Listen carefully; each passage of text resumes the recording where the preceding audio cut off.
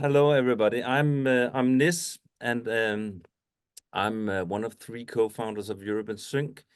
And I don't know, we didn't agree on the titles, but maybe the director of In SYNCH.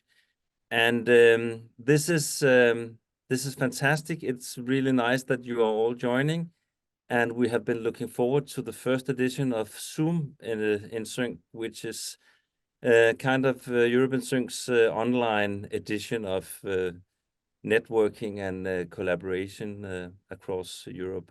I normally just have a 2 or 3 person meeting. I've never hosted anything like this, so I know that Hannes and Ren from and Pedro from In SYNCH is here and hopefully support me and have an anchor in everything if it goes wrong. We have a lot of good guests, and we have a special invitees, Simone from Berklee and Cathy from Earth%.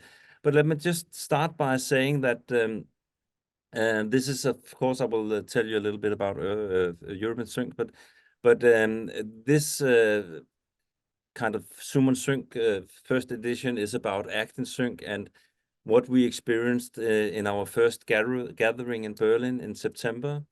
And I know that many of you have actually been at the event in Berlin, but I can see now that more of you haven't. So we need to run through what it's all about. I just want to say that enlighten you on what In SYNCH is. We are a Creative Europe supported project. We have 4 years. And we are 8 partners, and we are trying to map the world of synchronization across Europe. We are hosting workshops with the client side, the audiovisual side, and the music side to try to discuss the challenges we meet. So the music industry knows about the way that adverts work, the way film and TV works, and how they relate to music, and also how the client side relates to music. So we have a language that we need to translate. Music is not free, music is art, and we are celebrating, of course, to collaborate, but also to try to understand the way we work together. So that is In SYNCH. We have 4 years. I don't know if I said that already. We have 4 years for this project, and trying to kind of get some information about how the sync landscape in general is. Also in our grant, In SYNCH agreed to have a yearly event, and it came from an idea that I had. And when it actually came down to finding a way to host this event, I was kind of frustrated because I could not see myself a part of a project where we did just another conference about music and music business. When we had a war, we had a climate crisis, we had financial crisis, we had a pandemic, and nothing was like normal. And I'm afraid nothing will ever be like normal again. So we created the event, and we called it In SYNCH. I have some slides I want to share with you, so I'm gonna share my screen now. I guess I am doing that now. So I already told you about In SYNCH, and what we agreed was that we are music, and maybe living a life a bit under the radar, but we are also part of the climate problem. We believe that when you synchronize music to adverts, we sell more products, meaning that we are part of polluting. We are also a part of like the live industry, of course. But again, we also are here to protect artists, because we cannot live without synchronized music. It is like a part of our food chain, a part of our circular economy. And for us, it's important to acknowledge that the questions artists have concerning climate issues are important to take seriously. And also the young generation of songwriters and artists that lives with with the climate fear, the anxiety, mental health issues. And that is all reflected in how the world is developing. And I think it's important for the music industry to take part of that. If you look at the music industry, we are all connected and we are all representing artists across the world that somehow are affected already by climate crisis. So it is very natural for the music industry to say, okay, to ask itself how we can be a part of change. So we created Act in Sync. One of our initiatives is the Act in Sync clause, where we hopefully at one point get our clause into the sync licensing agreements. We have already worded it, and we are trying to spread the word and trying to ask questions. And you can also in this session ask, and we can talk about the complicated part of that. But we want the brands and the trademarks to add 1% on top of the sync fees to climate charity. And we are partnering with Earth% doing that.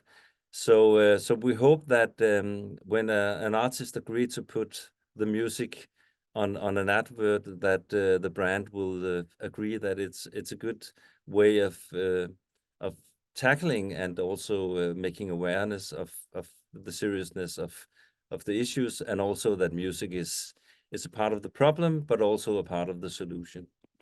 And our gathering in Berlin was the 11th and 12th of September, and we had very great broad setup of guests. We had the major labels, we had major publishers, we had independent labels and publishers, we had institutions of education like Berklee, we had agencies, advert agencies, we had NGOs and charities, we had United Nations, we had Tailwind, we had Copenhagen Fashion Week, Fashion Summit.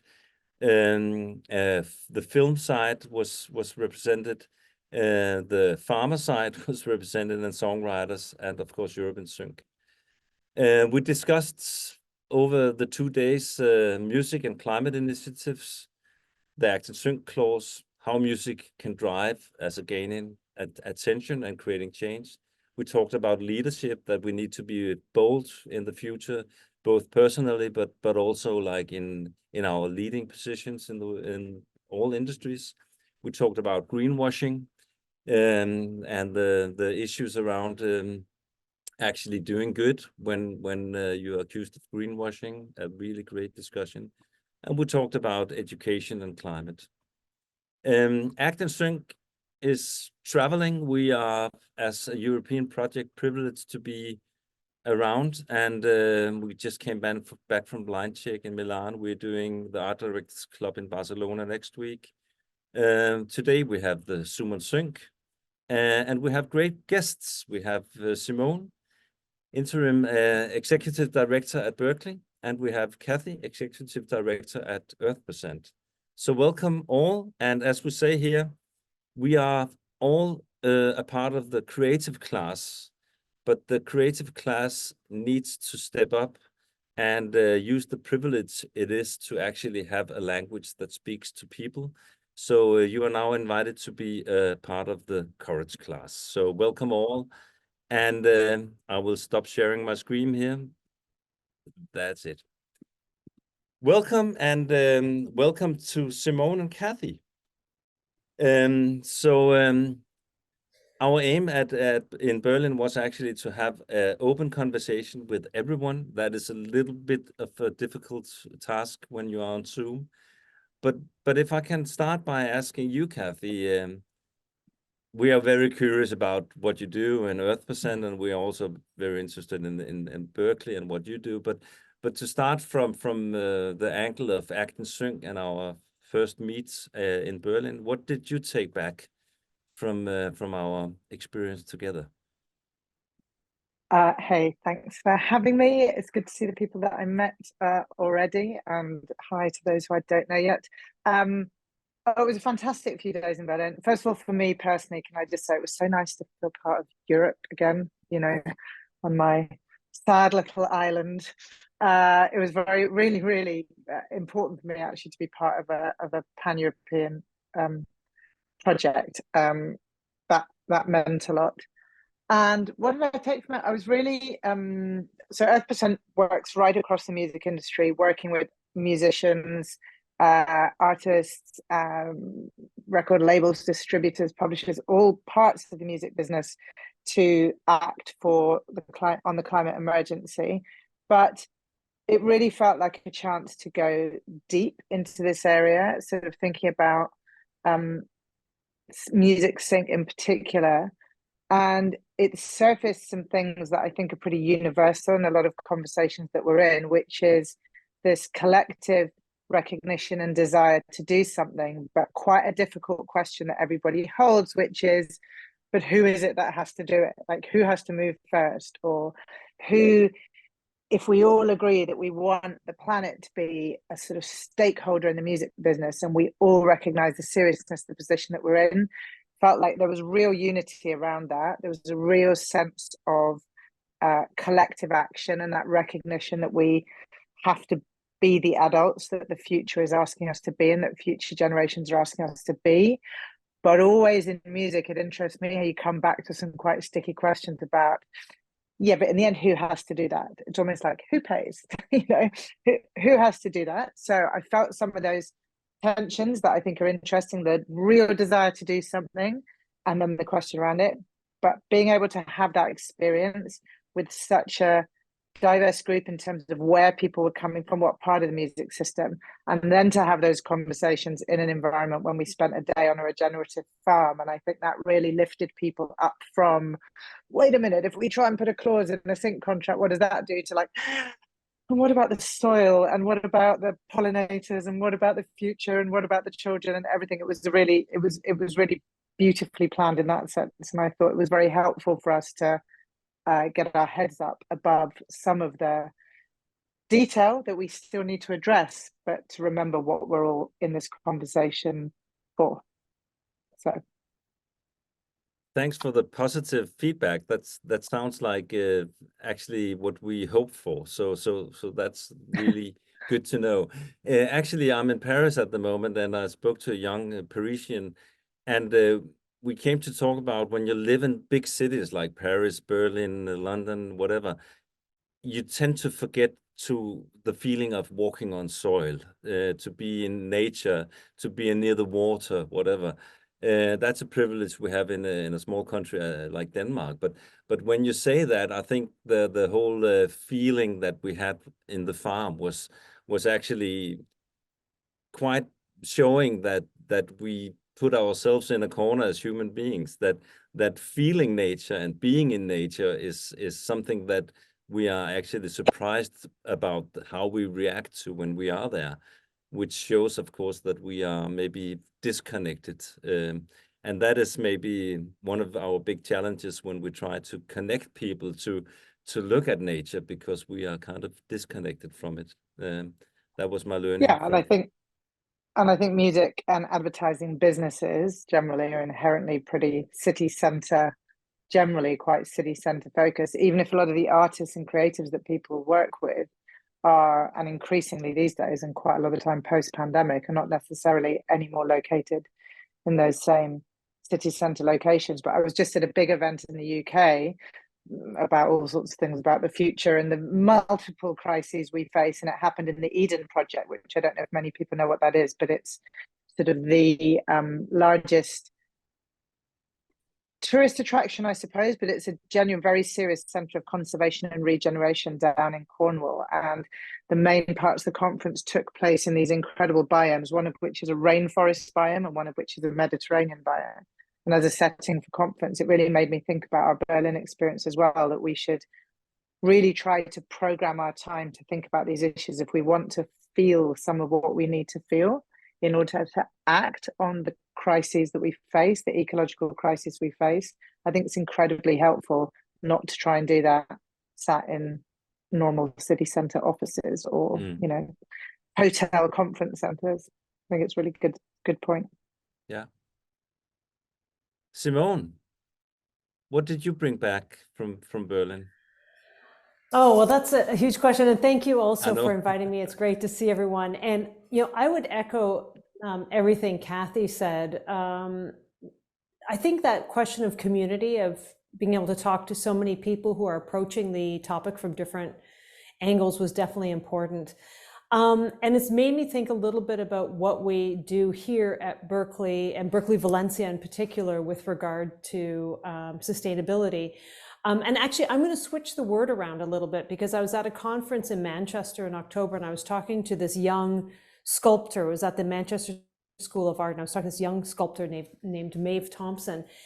And we were talking, somehow we got on the topic of sustainability, and she said, you know, sustainability is not the right word. There's nothing to sustain anymore. We need to change that word to regeneration. And that really stuck with me, that I think and this was, you know, someone, you know, who's a student and who really was looking at this and saying, you know, we're not using the right word, because sustainability implies that there's something to sustain. And so I think changing that mindset to think, okay, we're not just sustaining, we have to regenerate. And I know with the farm we visited that does the regenerative farming, but thinking about this in a larger sense, that question of regeneration. So I think maybe that's the word that's going to stick in my mind.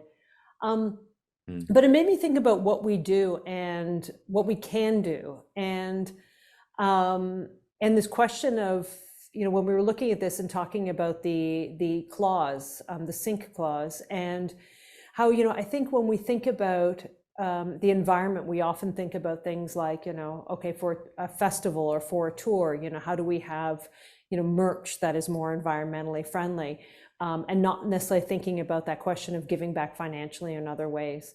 And it got me thinking a little bit about what we do and what we can do. And I kind of divided it into sort of 3 buckets of activities. And the first one, actually, I think, Cathy, it connects with what you were talking about, that feeling piece. And to me, I think of it as modeling. And this is something we've been doing.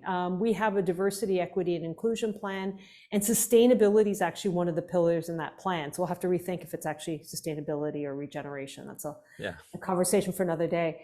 So we've looked in terms of on campus, you know, what we can do to reduce our electrical use, for instance, you know, e-waste campaigns. We have this fall, a new reuse campaign where we have places where people can drop things off, pick things up. So we're not throwing out that half-empty bottle of shampoo, but rather putting it somewhere where someone who could use it picks it up.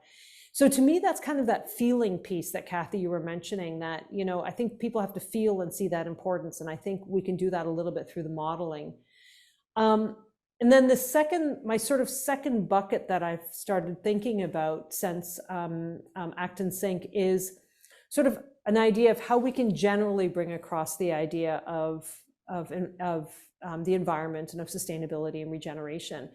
That it's not just connected to music. If people understand it in a general sense, and again, have that feeling that you were talking about, Cathy, then they can bring it into music, but we can bring it to them in a larger sense.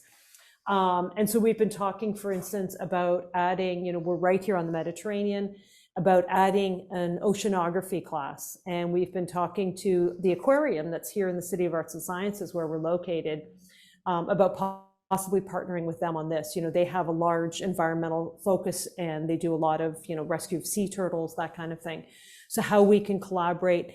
And so that's not specifically about music, but it's building some awareness, it's building some understanding of environmental issues. And I think you need that in order to understand why you would do this within your music. And then I think that last piece is thinking about how we build it into our actual music curriculum, more specifically into that, and build those leaders of the future. So it got me thinking about this. I realized, okay, we're doing the first part okay, that modeling piece, maybe not as well as we could, but it's on our minds and we're conscious of it and we're thinking about it. How do we build those other 2? And so that's what I loved about it. And I think one of the reasons I started to think those ways was because the community and the people at Act in Synch were coming at this from such different perspectives and different areas of work and of expertise, that it really allowed for that, you know, sort of larger interdisciplinary, you know, cross area thinking.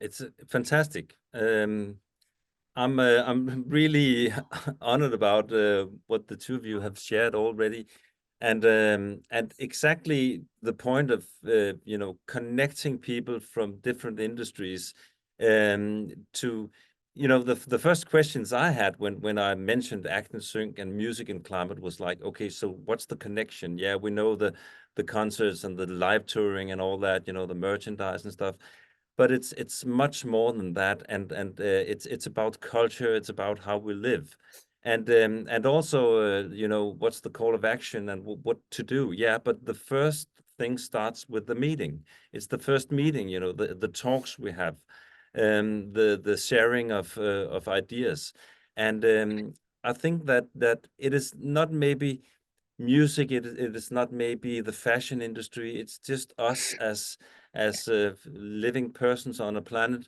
that needs to feel, that needs to know about the oceans and the nature and the planet, and I'm really, it sounds amazing that you have kind of drawn that angle into your thoughts about it all, because me connecting to you and us was like, okay, so you have a 1-year course about you know, how to be the future leader in the music industry, very isolated. And I thought that, well, actually the leaders of the future need to know about climate. They need to know about mental health and how young people react to what they see in medias. But again, we also need to know about, you know, the oceans and the forests and the mountains and the nature. So it's amazing. Thanks for that, Cathy. Yeah. Yeah, I mean, one thing that I've been thinking about nonetheless since coming back is how fast things are nonetheless shifting around us. I mean, I think it's really important for the context of this conversation for us to acknowledge a couple of things, which is one, the last scientific estimates is that we will breach 3 degrees of global warming. And I don't think we should be under any misconception about what that world looks like, because it's absolutely devastating. And that's the best current estimate, because emissions are not going down. There's a COP starting tomorrow, is it? Or pretty much as we speak. And if you saw the news story that broke today, a COP hosted by a petrostate that intends to use the COP summit to have meetings with other petrostates about exploiting additional natural gas reserves. So you can guarantee that we can't rely on those processes to get us out. But on that form of political process is not what's going to help us. So while I think we need to celebrate the connections we've made, we need to start asking ourselves the question about what kind of pace we're willing to start to work at. And there was a couple of other things I wanted to share with this group today. One is I've just met the people I'm just putting a couple of things in the chat. Just met a couple of the people behind this campaign in the UK, which is pretty amazing, called Badvertising, who've done a really, really brilliant set of studies about the impact of advertising, both on our own brains and how advertising really works from a neuroscience point of view, and what they're calling the brain pollution of advertising, but also how it works to fuel the climate crisis.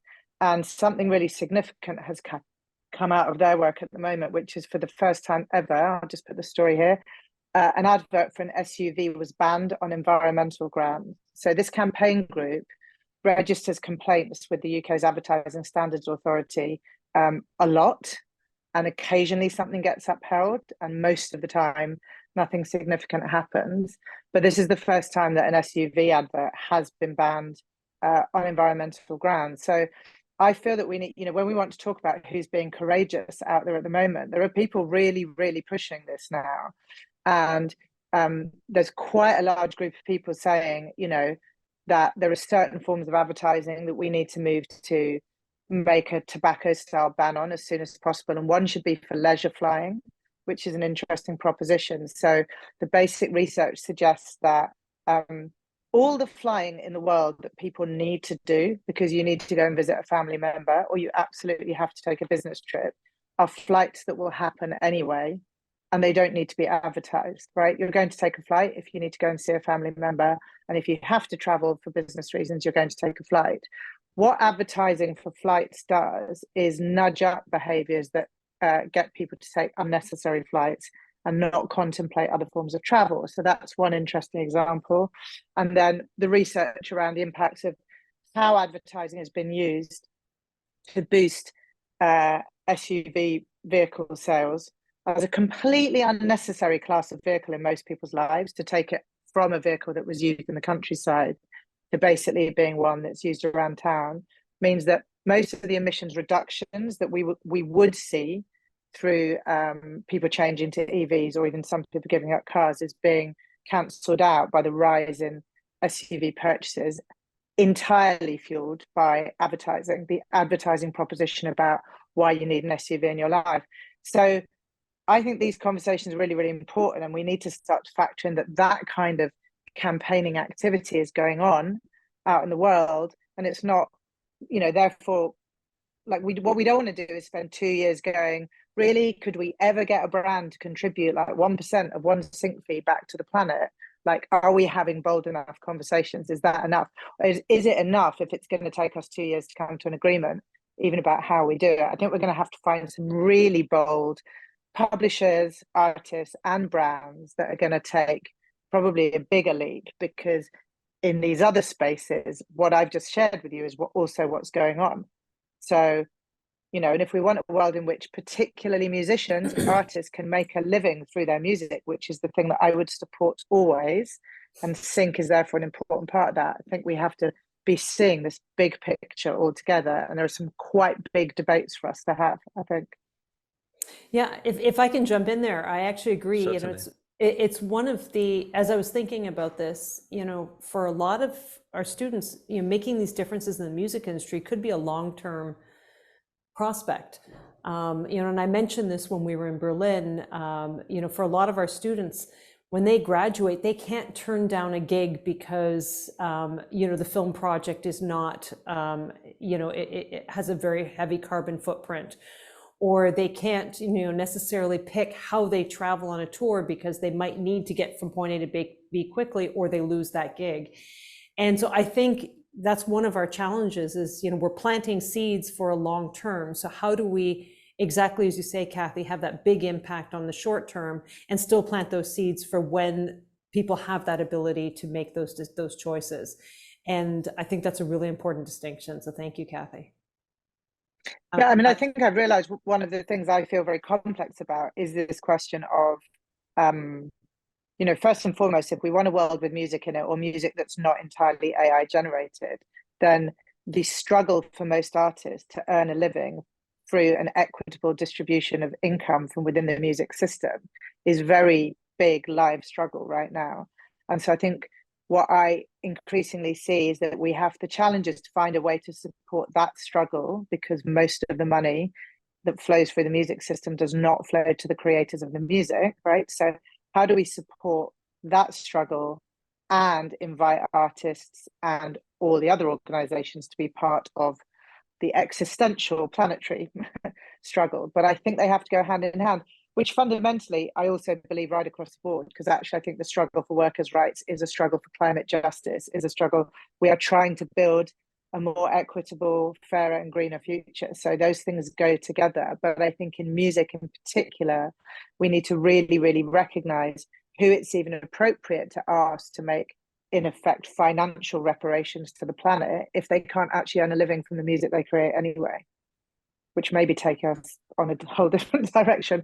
I won't confuse that anymore, but I think we need to understand that there are certain key struggles that go hand in hand. And therefore, if you take climate justice as your framing, not just, the heating of the planet or the state of nature, but you take a justice framing, it allows you to bring the whole idea of workers' rights, of fair compensation and things like that into the struggle. And I think that's important. I'm not sure if it's because I'm learning to know you more now, Cathy, than 1 year ago, than when we had our first meeting. I was again in Milan and was almost like missing a flight because the talk I should have with you was very important to me. Every talk we have is still as important. But I don't know if it's because I'm getting to know you better, but it seems that you have a more serious look on your face these days. And I like that because when I say that we need hope and we need, to inspire each other, I can see that you say, okay, we need more than hope. And where is hope actually in all this? But what I'm just asking is, how do you see, because, for me, like connecting all industries and because I think that what we're discussing here is more than music, it's more than fashion, it's more than selling cars, it's serious business, and as you just said, we can read it in the numbers. But what are the strongest element of music that you see from your end and Earth% way to actually create that success story that we need? You know, our music, the communicator and connecting point that allows stuff to happen compared to other industries. What are the strengths in our kind of industry, you think? So I still think music can change the world. I've just shared another thing, giving you lots of things to look at afterwards. This is a music video that only came out a few days ago in the UK. And there's a very, very serious campaign from a lot of very important people across the world of culture to say this should be our Christmas #1 in the UK. It's almost impossible to watch the video without crying, I found, and most people I know have said the same thing. This is a young woman who's an activist for Just Stop Oil. That's quite polarizing for lots of people who feel she was one of the young women who tied herself to a gantry over a motorway as a form of protest. What's interesting about Louise is she's really turned to music. She had made some music before, but what she's saying in this video, in a way, is I've tried every other way I know to do something. I've tried every other way I know to ask you all, and I think by that she means the adults, right, to do something about the reality of the future that I face. You know, I've stopped the traffic on a motorway. I've put my body in the line. I've been arrested. I've done everything I know how to do. And interesting what she's saying now, maybe I can do it with music. Maybe actually I can get people. This video will be quite polarizing for some people as well. You know, it's impossible to speak to everybody, but I still believe one really, really fundamental thing, which is that nobody chooses voluntarily to live a music-free life. And therefore, through music, we can reach everybody. We have the capacity to deliver important messages. That doesn't mean that, by the way, I think all music should suddenly be absolutely devastatingly emotional tunes about the climate crisis. But I do believe that music has the power, and it can make us feel all of the things we need to feel at this moment. Right? What's music? It's always about universal themes. It's joy and it's grief and it's love and it's loss. And all of those are the things that we're going through and the feelings that we sort of need to bring in. So, and many people, the best experts in the world of science on climate would say what we face is still fundamentally humanity's greatest communications failure. For some reason, we've been unable to communicate in a way that means that people with the power and possibility to help us transform the future still aren't willing to do it. I mean, I don't know what conversations the oil execs have with their teenage, you know, kids of an evening, but there's still something amiss, and maybe music really does hold some of that possibility. And I think you're right. Maybe I feel more serious. Somebody else told me the other day that I seem very serious about things. But, you know, today I had a meeting with a group of young activists who are always, you know, extremely challenging about everything that we do. And I don't know how much time anybody on this call spends in young activist circles, but they are, you know, their conversations are about remaking the world. And honestly, whether people like it or not, they are talking about, you know, what has to happen to bring about the end of the system that has got us into this place and what the emergence of the new system looks like. And that's a very challenging discussion for lots of people. And I don't know how many people look at the Guardian newspaper from the UK, but last week they also published some really challenging data for most people, because what they said is it's very convenient to spend a lot of time looking at the top 1% in the world and saying it's their emissions that are the problem, but actually it's the top 10%. And everybody on this call, I think, is probably in the top 10%. So basically, you know, the global north and the Western world's middle classes, it's our consumption habits that genuinely are feeling this. And that's very, very challenging. It's challenging for me. I was like, yeah, it's always the people one above you, or, you know, that you can say comfort. But when we think about a more equitable world, there's quite a lot that has to change. But I think music can be part of what tells that different story and shows us the way. But I don't know. I might not be making any new friends on this call now. No, I just want to say to everyone that please join the talk and ask questions if you have something. and not wait until the end, so we can broaden. And disagree. discussion. Feel free to disagree. Yeah, exactly. But just one for you again, Cathy. Do you think the kind of what is, and it's not to point again, but it's where the money is, the majors? Do you think that on a high level in this industry, that the shareholders and the CEOs are ready to use music as the power tool it is? Or do you see when you reach out that it's easier to go with independence, or can you elaborate on that? We are really, really trying with the majors. I don't think they're there yet on climate, and I think it's a bit. I get this sense of slight weariness. It's all like we've done all this work on diversity, equity, inclusion, and we've done all this work on mental health, and now we've got to. It's sort of like now we've got to deal with this. Whereas to try to encourage people that these things aren't separate. This is all completely connected now. If you're genuinely concerned about inclusion and equity in your organization, and if you're concerned for the mental health of either the artists or the employees in your organization, and you're not focused on climate, then it's not. Then it's kind of not serious. But I don't know. I mean, this just comes circular back to what I was saying earlier. I think we need to understand that the climate crisis is a crisis of is about equity and justice, and therefore is intimately connected to some of the other struggles and anxieties within the music system. I don't have a solution for them. There are many better people than me trying to wrestle with, payment structures and the streaming platforms and the labels. I do feel that there's something. I think one of the things that she said, remembering this is being recorded, thinking maybe I'll frame this a little bit differently, but we're not going to use it against you, but yeah. Well, one thing I feel is that I'm always being told, you've got to stay focused on the business case. You've got to make the business case. And I think, so first of all, I think the business case is completely clear, because and I like Simone's thing, I'd like to say a more regenerative industry.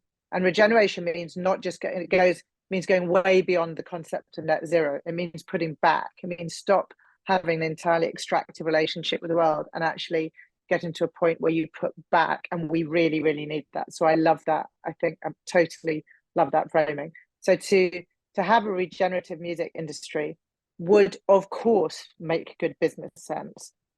100% believe that music audiences are going to demand it. I also think that we're talking mostly about less waste, right? We're talking about being more efficient. So the business case is there. What I find disconcerting is, in effect, being told there's no point trying to make it a moral argument. And I think I'm not comfortable with that, because I'm not sure if I'm being told there's no point trying to introduce a moral imperative in the music industry. I don't know what I'm being told if I'm told that. I think this is absolutely a moral imperative. I think we are being asked to do something for future generations, and it can be both good business sense and profoundly morally correct. And my biggest concern is that there's some idea that you have to keep it completely clean. It's just a business discussion if you're talking to, for instance, the major labels. And I think it won't be me that would get listened to, but I hope that over time there will be people having conversations at the very, very top levels of the real peak of the power structures in the music industry, where people will bring those feelings into the space and allow it to be a conversation that's both business-led and morally right for the time. Yeah. In Berlin, we also discussed, who is taking over and who is running the business, and how is the next generation of CEOs, and when are they coming, And I actually felt quite relieved when we all agreed that there is a shift coming very soon. I don't know if it's soon enough to tackle what we are facing, but a new generation of industry leaders are coming. The ones that are now running the director of marketing directors or product directors are getting the CEO positions in the coming years, and hopefully they have an upbringing that are closer to what we're talking about today. But Simone, how are you, seeing that landscape in Berklee, and when you invite industry leaders and professionals, are there a shift in the topics that you choose to discuss when you talk about being an industry leader in the music industry? Is it still the same business? Where are the shift? Is there a shift? Well, I might start with your first part of what you were saying about, people coming up in a new generation. And I recently finished editing a book on the 50th anniversary of Woodstock. And one of the people that's featured in it and who speaks a fair amount in it is one of the co-founders of Woodstock, Michael Lang. And he talks regularly about, and sadly he passed away last couple of years, but he speaks regularly about how Woodstock had this large environmental aspect to it. And, so you think that was 1969. And the conversations that were being held in 1969, in some ways, I think are more advanced than some of the conversations being held today. If you think of even just, things like Diet for a New Planet, some of those books that came out, some of those different, diets, for the sense of more like what people eat. Some of the aspects of lifestyle of that period was much more advanced than we are now. I think of myself as a student, and it's on the west coast of British Columbia, and working in a coffee shop, and if people didn't bring a reusable mug, they would get a lecture from us. And that was quite a while ago. And I see all this, you don't see people going into Starbucks with their reusable mugs. Everyone's getting disposable each time. So I think one of the things that I find challenging as we think about that new generations that's taking over is that I don't necessarily feel like we've made a lot of progress in this area. I think that we're still having the same conversations, maybe different words are being used, different people are being involved, but those same conversations are still happening quite a way down the road. And if anything, things have gotten a lot worse than they were when I was a student and we were arguing you needed to bring your mug. And definitely from the time when you think back to Woodstock, where there was a lot less waste and maybe some different kinds, but still. So that's one of, I guess, my concerns as we think about this new generation coming in. I think that that environmental angst, that climate fear is a lot stronger. I'm not sure to what extent it has actually led to that the question of action. And I think, Cathy, what you brought up about the SUVs is a great example. A lot of it could be through marketing, through other things, but realistically, there are issues like that are there that weren't present before. So I don't know to what extent that these people coming up do have that sense. And I also think there's this challenge of, when you talk about sustainability, when you talk about regeneration, when you talk about your carbon footprint, honestly, it's inconvenient. It's like, okay, I have to spend more money on something, or I can't buy this new whatever, or, I can't drive, I have to take the bus, whatever it might be. It's inconvenient. People don't like to be inconvenienced. And I think that's one of our challenges that we're facing. And I think when it comes down to, Cathy, what you were saying about that moral imperative, I think getting to the point where people understand that moral imperative and really feel that, I think we need that before we're going to see that change. That being said, I do think it's our responsibility as educators, and I don't just mean here in an institution, but also as leaders in fields, as executives, as whatever role that you play in your industry, to be planting those seeds and to be helping people understand that part of that moral imperative, and to focus on that question of climate justice. And Cathy, you were talking about mental health and all these other things that young people are dealing with. And I absolutely think that climate anxiety is part of that larger thing of watching the world around them, watching all the fires from the summer. But then there's also the wars, there's all these other things going on, and how to help them focus and really make a difference in one of these areas. So as I mentioned, I'm thinking about it in these three boxes. The modeling one, I think the trick there, and we talked a little bit in Berlin about greenwashing. I think our challenge is not to just go, oh, we're modeling this, so we don't have to do anything else. And that's our version of greenwashing, because we're not actually being more active in that way. I think thinking generally of just helping people understand what the issues are. And then I think thinking about specifically that question of, music related and how we can do that. We're working with, to bring, well, we were hoping to have Cathy come and visit in January. The dates don't work, but I'm going to mention it here because then I have to hold it to her that she has to come, that she does have to come. We are working on having the author of this book, Decomposed the Political Ecology of Music. He's based in Norway. He's awesome, Kyle. Yeah. So he's awesome. Well, we're hoping for the spring. We're working with him on trying to find some dates. So we think that would be great to have him come as a speaker. And then this isn't necessarily related specifically to music, but we are working on, and we have a wonderful librarian who is extremely committed to environmental issues. And so she's been developing this library guide. And these library guides focus on specific topics. They're open to anyone, but where we can put information on different resources, on different data. So we're working on putting this together so that if we do have, for instance, a student who wants to wants to develop this, they already have somewhere that gets them started. And this isn't just open to Berklee students. This should be, anyone should be able to open this and be able to find it. And so we're working on some of these different initiatives. My feeling is, I'm an administrator. I lead the campus, both from an operational and an academic standpoint. My trick at the moment is I need someone in the faculty who's going to be my champion of this and who can really talk to their peers about how to put this in the curriculum. It has to be more of a ground up thing than me saying to everyone, you need to do this. That's never super effective. And so I need to find that champion. I think I may have figured out who it is. And that's, I think, our next step. And if I'm allowed to just add something, because I feel like I worry that I sound, I'm presenting quite a lot of the challenges, but when I talk about the speed of things changing, actually, we really feel it in our work at 1%. So stuff that we see has changed.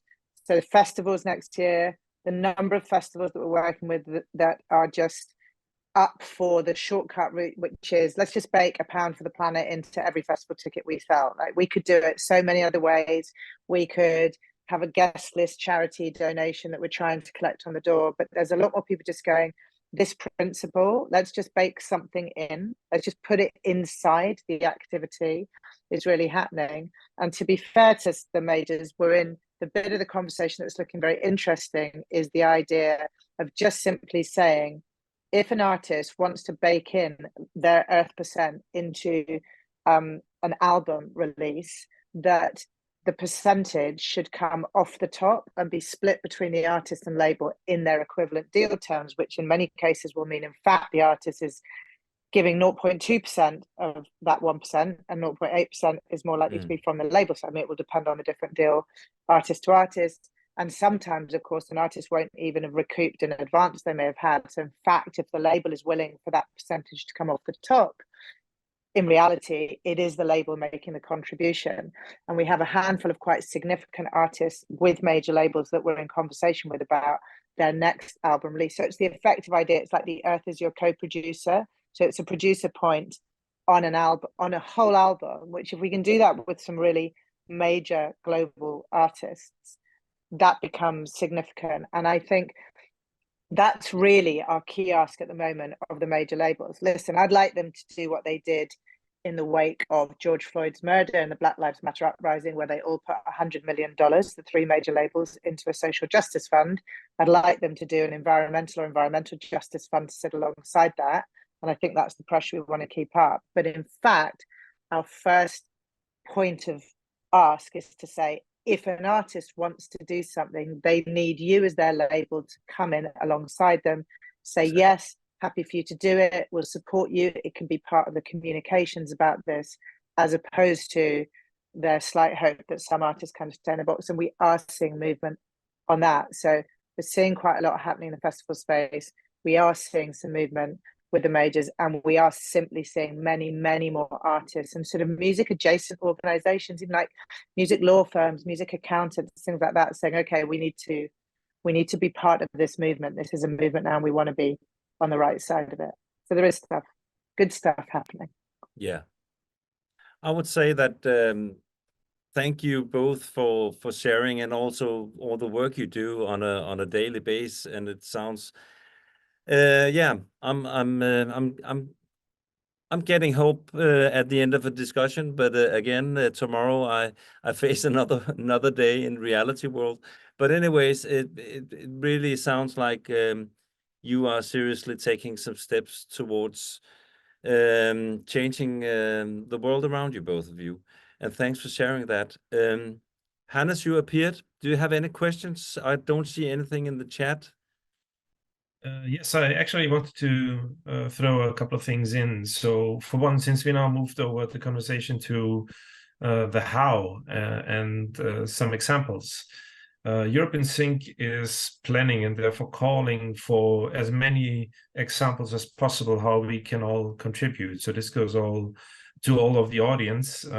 Send us an email, a message at your social media account of choice, whatever. But we are trying to figure out what actually can be done and who's doing what. And speaking of leading by example, I was involved in creating a new funding program for the Austrian Music Fund. And already last year, there's been a very small, but at least an example, giving away a green incentive, which we took inspiration from the Film Fund in Austria, basically meaning you can get a certain amount of fundings, but if you manage to have your operation being green under certain conditions, that means you get an extra 10% on top of that. So it's really just an incentive of doing some small things here. And also all of you guys who were in Berlin, we spoke about all these small examples. Particularly, Simone and I talked about how to weave in the green issue into educational models, just like you mentioned before. So we are starting another round of music business course in Austria again at the University of Applied Arts for Music and Applied Arts in Vienna. And they're trying to weave in the green thing, if you want to call it like that, into each and every chapter, meaning when we talk about labels, we will think about, okay, what's actually there, what can be done, and likely in the live industry and in all the other places.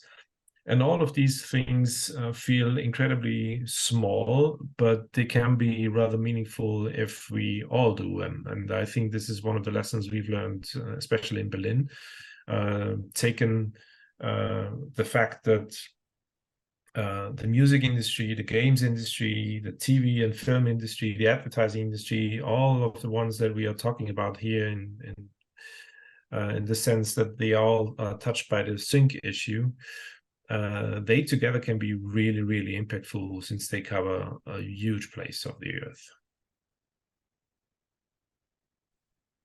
Fantastic. Thanks for sharing us, and thanks for connecting the dots and reach out to all of you to join and share. I think we are in good shape. We have covered a lot. We are on time. So questions still. So yeah, it doesn't seem that maybe it was really a thorough talk. So we covered everything, you know. But yeah, I guess reactions can come also by mail and later. And when we all meet, we have Sigit. Thank you so much. Very inspiring. You have one question, I Yeah. think. Yeah, Marcus won't raise his hand. Oh, fantastic. He is on. Yeah, thank you very much. Marcus. Just pressed the wrong button here. Hi, thank you very much. I've been really following this amazing talk here. And thanks, Hannes, for throwing the real life issue in again. And I think it's always important that we try to make our subject not an elitist subject, not something that just the ones who have the time and the connections can discuss and feel better about it and do something about it and sit on our let's say, morally high horses. I don't know why the music industry or individual artists react in a way that they're afraid of the moral imperative, as you call it, Cathy. It's like, if an industry, any industry, has the power to do something about that and and has the right to follow a moral imperative, in general, it's the music industry, and there's nothing to be afraid of. I don't know why they should be afraid of it. Maybe it's because they think that their product is becoming less attractive, and that there's gray clouds coming up with artists suddenly singing about problems and being angry or sad or message heavy or whatever. I think it's most important that artists and their music remain authentic, that they do what they do best, and that they are entertaining and fun and dark or political or totally unpolitical, as long as they reach people. And I think the most important thing will be to get that message from artists where you don't expect it at all, from the farthest reaching artists, not from Bono, where you would expect it to come from anyway, and everyone would say, oh, all right, it's him again, but from the most mainstream artists, because people and their audiences would suddenly understand that artists are speaking to them and not to some elitist or specialized audience or target group. I think that's the important thing to understand, and that's the important thing, especially for the music industry, to understand. No one is trying to change them or wants them to wear dark clothes all of a sudden and not smile anymore. We want them to stand up, or want us to stand up and do something in the most colorful and entertaining way, and reaching people, rather than changing things and making everything sad. The state of the world is sad enough. It doesn't need us to be even sadder. So let's use the power in the most positive sense. Amen. Amen. Thank you, Marcus. Agreed. And Cathy reached out to all of you, so please get in touch and get involved.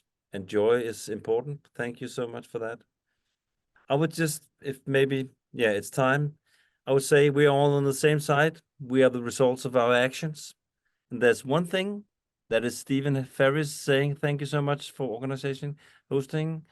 Yeah, you can all read that. I'm going to work my way through the links you have kindly shared.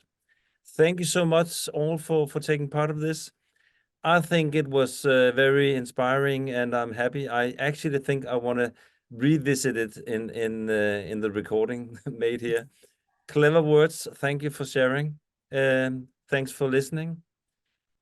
Thanks. Thanks for having. Thanks see for you organizing around. it, NIS. Pleasure. Thanks, everyone. Absolute pleasure. Thanks, everyone. Great to see you. Thanks for the conversation. Thanks, everyone. Thank you. See you. Bye. Bye. Bye-bye.